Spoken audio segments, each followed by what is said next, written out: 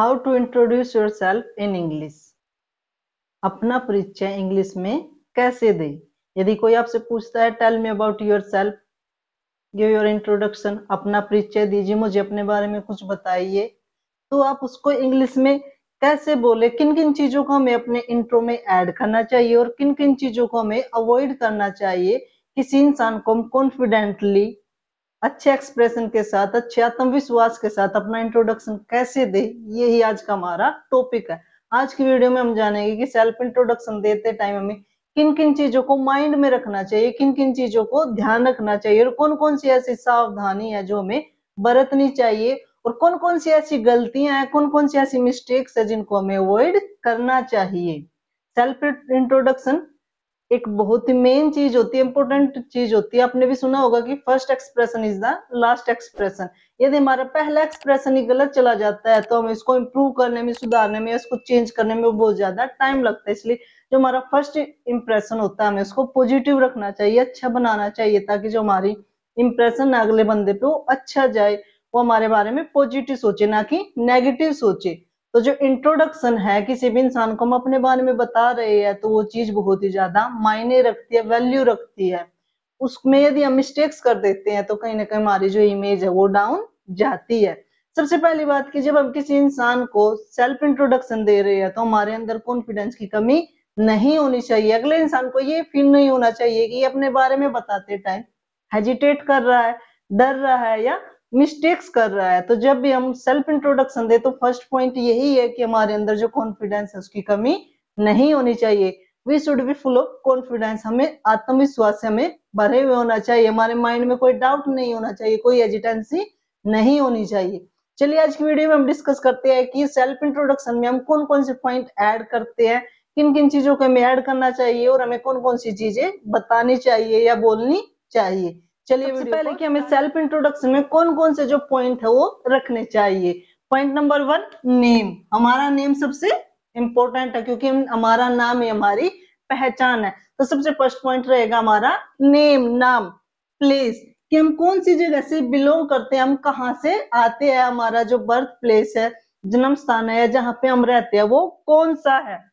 Your job, आप क्या काम करते हो, टीचर हो, डॉक्टर हो या प्राइवेट वर्क करते हो, कोई भी काम करते हो या कोई काम करना चाहते हो तो क्या करते हो, जॉब हमारा कार्य। क्वालिफिकेशन कि हम कितने पढ़े लिखे, हमने कौन कौन सी स्टडी की है, कौन कौन सी डिग्रीज हमारे पास है, उसके बारे में भी हमें सेल्फ इंट्रोडक्शन में ऐड करना चाहिए।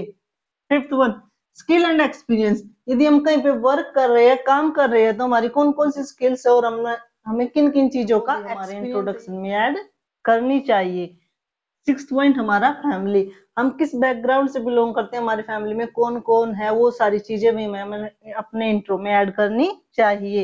एज, जो हमारी एज क्या है उसको भी हमें मेंशन करना चाहिए, बताना चाहिए। एंड लास्ट वन हमारी हॉबीज, हमें कौन कौन सी चीजें पसंद है, फ्री टाइम में हम क्या क्या करना पसंद करते हैं, ये सारी चीजें हमारे हमारे इंट्रो में ऐड होनी चाहिए। फर्स्ट वन हमारी नेम, देन हमारा प्लेस, फिर हमारा जॉब, फिर हमारी क्वालिफिकेशन, फिर हमारा स्किल एंड एक्सपीरियंस, उसके बाद हमारी फैमिली और उसके बाद हमारी एज और लास्ट वन है हमारी फैमिली। इन सभी पॉइंट जो, यदि हम इन 8 पॉइंट को अच्छे से समझ लेते हैं, जान लेते हैं और इनके बारे में हम पूरी नॉलेज ले लेते हैं कि हमारा नाम में हम कहीं मिस्टेक न करें, हमारी एज में हम मिस्टेक्स न करें, हमारी क्वालिफिकेशन में, हमारे वर्क एक्सपीरियंस में, स्किल्स में, फैमिली में, इन सभी चीजों में यदि हम मिस्टेक नहीं करते हैं, इसको क्लियरली हम समझ जाते हैं और अगले इंसान को भी एक्सप्लेन कर देते हैं तो हमारा जो इंट्रोडक्शन है वो लाजवाब हो जाएगा। हम किसी भी इंसान को इजीली इंप्रेस कर सकते हैं सिर्फ अपने इंट्रोडक्शन से। चलिए हम स्टार्ट करते हैं कि हम इंट्रोडक्शन में क्या क्या करते हैं, कैसे करते हैं।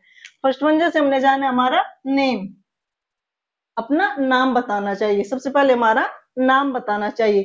फॉर एग्जाम्पल मैंने लिखा है माई नेम इज प्रिया, यहाँ पे मैं अपना नाम यूज कर रही हूँ, my name is Priya. But यदि आपका नाम कोई दूसरा है तो आप लिख सकते हो माई नेम इज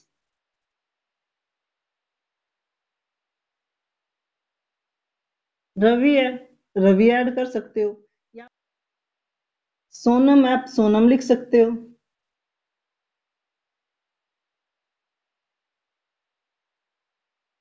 आपका नाम अमित है, आप अमित यूज कर सकते हो। जो भी आपका नाम है आपको वो नेम यूज करना है। माय नेम इज प्रिया, मैं अपना यूज कर रही हूँ। आपका नाम अमित है तो आप क्या बोलोगे, माय नेम इज अमित। आपका नाम सोहन है तो आप क्या बोलोगे, my name is Sohan.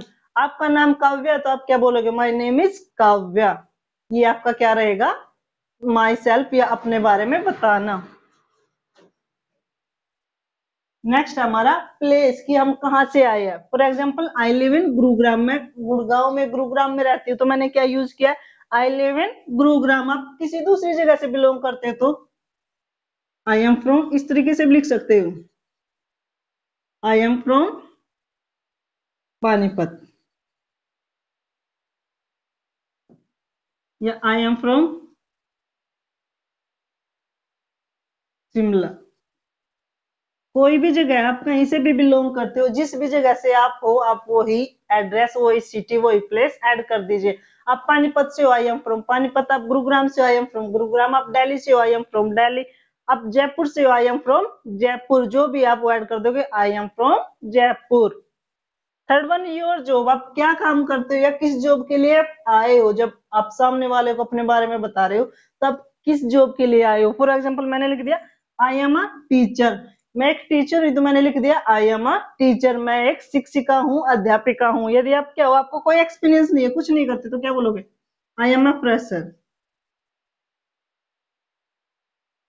I am a fresher. यदि आपको किसी चीज का एक्सपीरियंस हो, मान लो आप लैब असिस्टेंट हो, I am a lab assistant.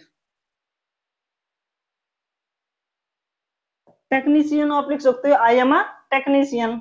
आप डिस्पैच डिपार्टमेंट में आप लिख सकते हो, I am in dispatch department. जिस भी डिपार्टमेंट में जो भी आप काम करते हो वहां पे आप अपना लिख दोगे। मैं टीचर हूँ, मैंने टीचर लिख दिया। आप प्राइवेट डॉक्टर हो, आप डॉक्टर लिख दिया। आप इंजीनियर हो, आप इंजीनियर लिख सकते हो, I am a teacher, I am an engineer, I am a lab technician, कुछ भी लिख सकते हो जो भी आप हो। फोर्थ पॉइंट, क्वालिफिकेशन, की आपने कितनी तक पढ़ाई की, आपके पास कौन कौन सी डिग्री है। फॉर एग्जाम्पल मैंने लिख दिया आई एम अ टीजीटी, मैं एक ट्रेन ग्रेजुएट टीचर हूं तो मैंने लिख दिया आई एम अ टीजीटी। यदि आप ग्रेजुएट किया तो आप लिख सकते हो आई एम अ ग्रेजुएट।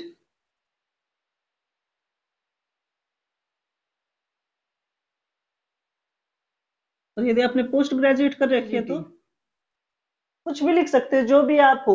अपने ग्रेजुएशन की आप ग्रेजुएशन लिख दिया, अपने टीजीटी की अपने टीजीटी लिख दो, पीजीटी की है पीजीटी लिख दीजिए। आप ट्वेल्थ पास है ट्वेल्थ पास लिख दीजिए। आपने बीटेक किया आप बीटेक लिख दीजिए। आपने कोई डिप्लोमा लिया है डिप्लोमा लिख दीजिए। जो भी आपकी क्वालिफिकेशन है वो यहाँ पे ऐड कर देनी है। Fifth one, skill and experience, आप में कौन कौन सी स्किल्स है और आपको अपने वर्क का कितना एक्सपीरियंस है वो यहाँ पे मेंशन करना है, बताना है। First one, I have 10 years of experience, कि मेरे पास 10 साल का अनुभव है इन टीचिंग लाइन। मैं यदि पढ़ाती हूँ तो मैंने लिख दिया इन टीचिंग लाइन, कि टीचिंग लाइन में, पढ़ाने के क्षेत्र में, शिक्षा के क्षेत्र में मेरे पास 10 साल का एक्सपीरियंस है। यदि आप फ्रेशर तो आई एम फ्रेशर हो। यदि आपके पास 2 year का एक्सपीरियंस है तो आई हैव 2 years एक्सपीरियंस। 5 साल का है तो आप 5 साल का लिख दीजिए, I have 5 years experience.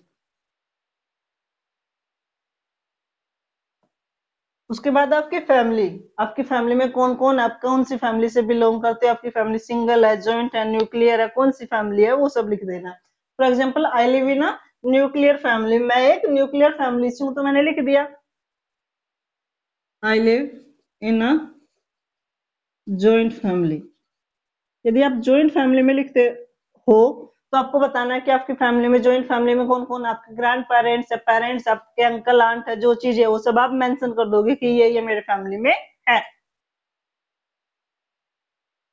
Next है एज, आपको अपनी एज बतानी है। फॉर एग्जाम्पल मेरी एज है 30 years, I am 30 years old, I am 30 years old. इसको आप दूसरे तरीके से भी लिख सकते हो कि I am in my early 30s। यदि आप 30 साल 31-32 तक के हो, 30 से 32 तक, 33 के तो अर्ली 30s हो जाएगा। 20 से 22 के तक के बीच में तो अर्ली 20s हो जाएगा।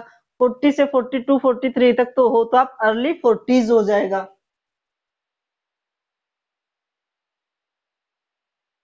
33 years ओल्ड। आपको लगता है आपकी एज कम है या आप आई एम 20 years old, इस तरीके से मेंशन कर सकते हो। उसके बाद हॉबीज, आपको फ्री टाइम में कौन कौन से काम, कौन कौन सी चीजें करना पसंद है, वो आपका हॉबीज में आएगा। I like singing, I like singing, आप मैंने लिख दिया मेरे को गाना पसंद है, आई लाइक सिंगिंग। आपको यदि डांस पसंद है, I like dancing. I enjoy playing cricket, आपको क्रिकेट खेलना पसंद है, प्लेइंग क्रिकेट। तो ये थे आपके how to introduce yourself in English, English language में, इंग्लिश भाषा में हम खुद का परिचय कैसे दें। यदि आप इन सारे पॉइंट्स को माइंड में रखते हो, माइंड में रख के ही अगले इंसान को अपने बारे में बताते हो, तो मैं आपको श्योर कर सकती हूँ कि आपका जो इंट्रो है वो अगले इंसान को 101% इम्प्रेस करेगा। जो आपका इम्प्रेशन है वो A1 जाएगा, बिल्कुल अच्छा जाएगा।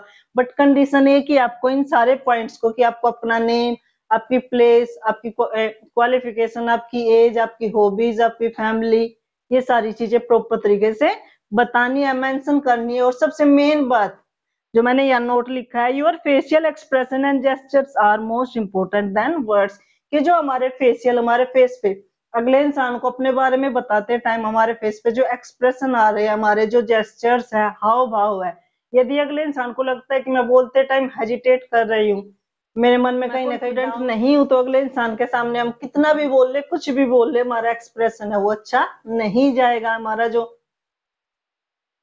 यदि हमारे फेशियल एक्सप्रेशन और जेस्चर अच्छे हैं, हम प्रॉपरली और कॉन्फिडेंटली अगले इंसान को अपने बारे में बता रहे हैं, तो जो हमारा इंप्रेशन है वो A बन जाएगा।